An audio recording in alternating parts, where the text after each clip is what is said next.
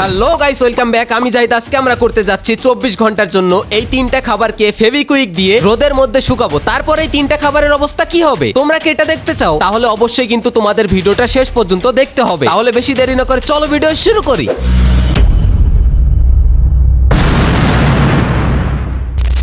তো প্রথমে আমরা খাবারগুলো এক লাইনে এখানে সাজিয়ে রেখেছি। এবার এক এক করে আমরা এর ভিতরে ফেভিকুইক গুলা লাগিয়ে দেব এবং সুন্দর করে এক জায়গায় রেখে দেব। তাহলে চলো আমরা ফেভিকুইক গুলা লাগানো শুরু করে দেই।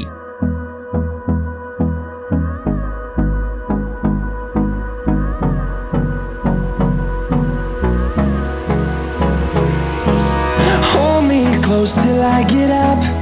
Time is barely on our side. I don't wanna waste what's left. The storms we chase are leading us, and love is all we'll ever trust. প্রথমে তো রুটির উপরে লাগানো শেষ। এবার হাত দিয়ে সুন্দর করে রুটির চারি সাইডে লাগিয়ে দেব। No, I don't wanna waste what's left. And on we'll go, through the wastelands, through the highways, till my shadow turns to sun rays. And এমন ভাবে লাগাবো যাতে কোনো সাইডে বাদ না থাকে। on we'll go, through the wastelands, through the highways, and on we'll go.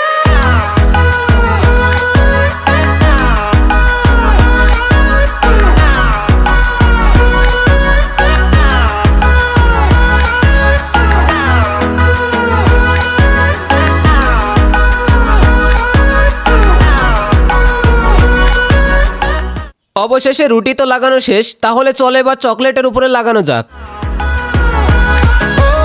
On we'll go. চকলেটটা অনেক ছোট, এজন্য এর ভিতরে বেশি আঠা লাগবে না। Melodies we haven't played.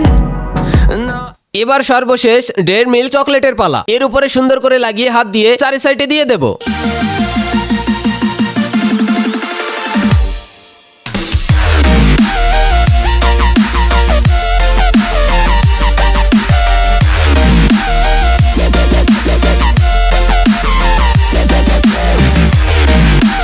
তাহলে ফাইনালি আমরা তিনটা খাবারের উপরে ফেভিকুইক লাগিয়ে ফেলেছি। চলো এগুলো এবার রোদে শুকানো যাক। তো আমি একদম টানা রোদে এখানে রেখে দেবো। তাহলে 24 ঘন্টা পরে এটার অবস্থা কি হয় সেটাই শুধু দেখার পালা। খাবারটা যতক্ষণের মধ্যে শুকাচ্ছে ততক্ষণের মধ্যে তোমরা লাইক সাবস্ক্রাইব করে ফেলো আর কমেন্টে তোমার সুন্দর নামটা লিখে দাও। এবার শুধু আমাদের 24 ঘন্টার জন্য অপেক্ষা করতে হবে।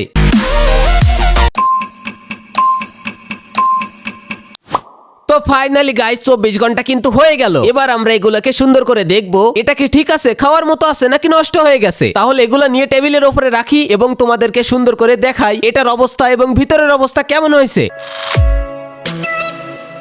তোমাদের সামনেই কিন্তু আমি টেবিলের উপরে এটা রেখে দিয়েছি। এবার তোমাদের পরীক্ষা করে দেখাই এর উপরে ফেভিকুইক দেওয়ার পরে 24 ঘন্টা রোদে রাখার পরে এটার অবস্থা কেমন হয়েছে। তোমরা দেখতেই পাচ্ছ রুটিটা কাগজের সাথে কিন্তু আটকে গেছিল। এবার এটা ফাটিয়ে দেখা যাক এর ভিতরে কেমন আছে। দেখে তো মনে হচ্ছে সঠিকই আছে, বাইরে হয়তো একটু আঠার কারণে জোড়া লেগে গেছিল, কিন্তু ভিতরে তো ঠিকই আছে দেখতেছি।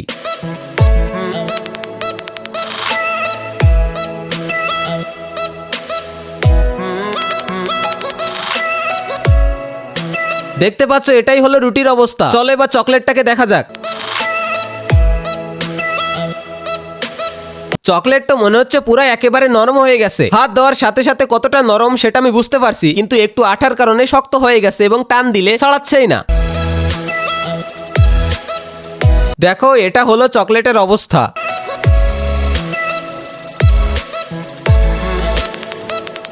এবার আমরা দেখবো সব থেকে ছোট চকলেটের অবস্থা কেমন হয়েছে। আরে এটা তো দেখতেছে আগের থেকেও ছোট হয়ে গেছে, তার মানে এটা গলতে শুরু করছিল। এই দেখো কত ছোট, আর চকলেটের গায়ে কিন্তু ওটা গলে গেছে। সেটা কিন্তু সম্পূর্ণ চকলেটের উপরেই পড়েছে, তার খোলার উপরে।